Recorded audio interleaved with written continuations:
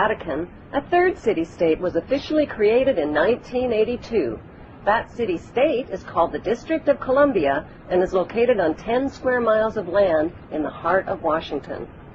The District of Columbia flies its own flag and has its own independent constitution. Although geographically separate, the city-states of London, the Vatican, and the District of Columbia are one interlocking empire called Empire of the City.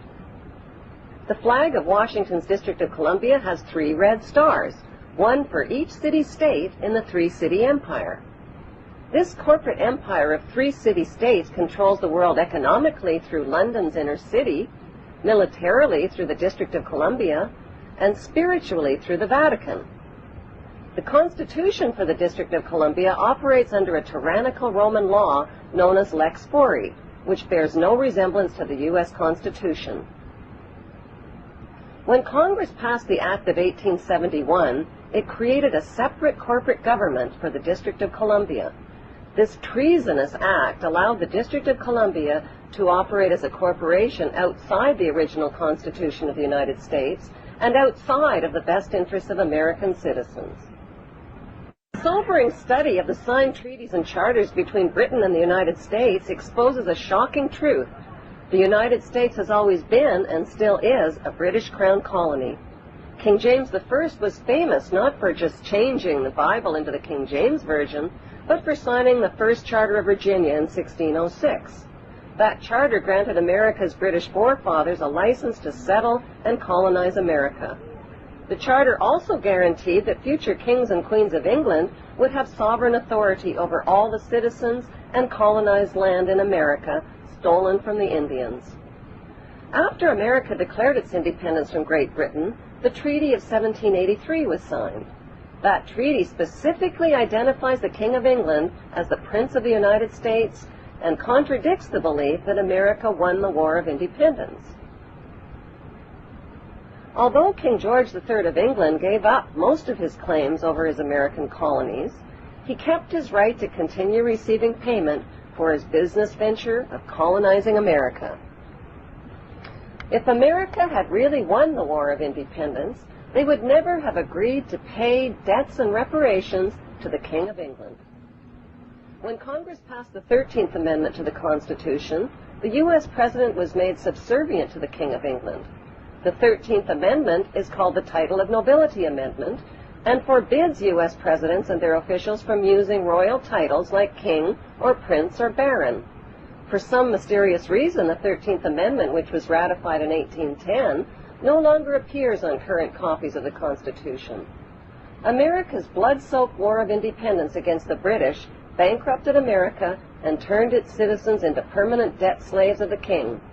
In the War of 1812, the British torched and burned to the ground the White House and all U.S. government buildings and destroyed ratification records of the U.S. Constitution. 1 century later, a corrupt U.S. Congress committed the biggest theft in world history. They passed Paul Warburg's Federal Reserve Act in 1913, handing over America's gold and silver reserves and total control of America's economy to the Rothschild banksters. Most Americans still believe that the Fed or Federal Reserve is the government. It is not.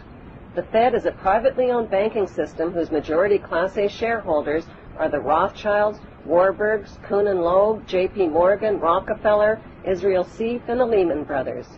This private banking cartel is the Fed and is never audited and never pays taxes. They print and design America's money, which displays their symbols of an Egyptian pyramid, a Masonic all-seeing eye, and the words, "In God we trust." Who exactly is the God they trust? They also collect American taxpayers' money through the IRS. Then they loan it back again with interest to pay for roads, bridges, and other public. Most U.S. citizens believe that the United States is a country and that the President is the most powerful man on earth. The United States is not a country. It is a corporation, and the President is President of the Corporation of the United States. He and his elected officials work for the corporation, not for the American people. Since the United States is a corporation, who owns the corporation of the United States? Like Canada and Australia, whose leaders are prime ministers of the Queen, and whose land is called Crown Land, The United States is just another crown colony. Crown colonies are controlled by the empire of 3 city-states. At the center of each city-state is a towering, phallic-shaped stone monument called an obelisk that points skyward. In D.C. city-state, the obelisk, known as the Washington Monument, was dedicated to Freemason George Washington by the Freemason Grand Lodge of the District of Columbia.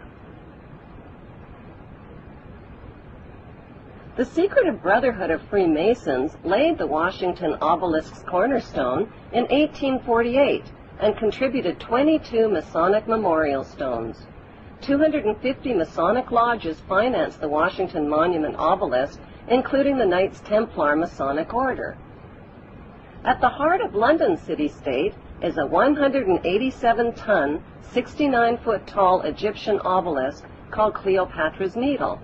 It was transported from Egypt and erected on the banks of the River Thames. In Vatican City, another Egyptian obelisk towers high above St. Peter's Square.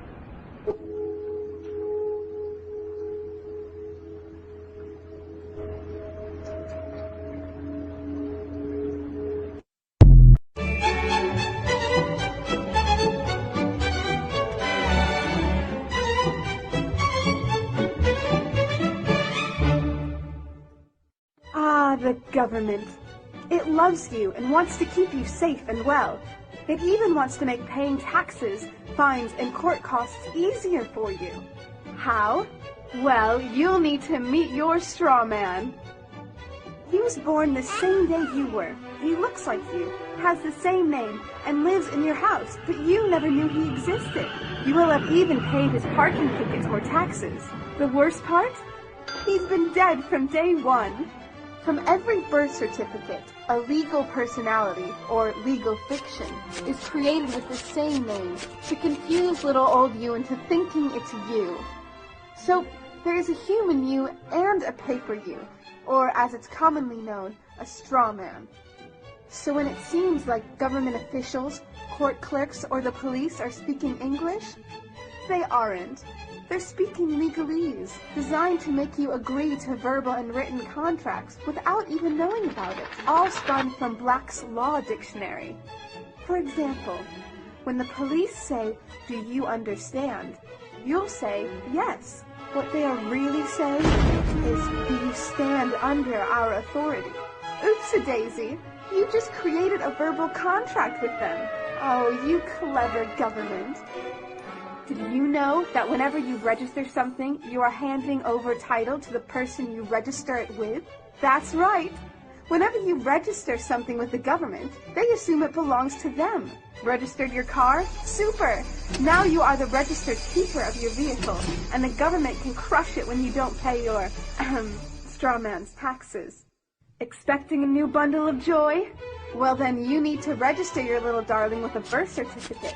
Then they can start the process all over again and create a new straw man for your little one. Isn't that great? So when Junior grows up, he'll be able to generate revenue just like you have.